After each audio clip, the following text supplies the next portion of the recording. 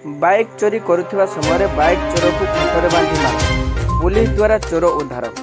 सूचना अनुसार बालेश्वर जिला जलसर थाना अंतर्गत गोपीनाथपुर ग्रामर गौरांग दास घरे एक चोर पशि बाइक चोरी करुवा बेले परिवार लोके जानी पारि ग्रामवासी सहायतार चोर को धरी एक खुंटरे बांधि निस्तुक माड़ मारिबा सहित विश्वासी लगाइथिले।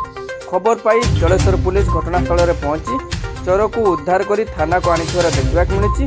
तेज एठारे प्रश्न उठुची सर्वसाधारण एक चोर को खुंटरे बांधि माड़ मारिबा ओ आईन हाथ को नेबा केते युक्तियुक्त जहां नहीं चर्चार विषय साजिची। बालेश्वर जिला जलेश्वर स्मृतिरेखा गिरी रिपोर्ट सूरज टीवी।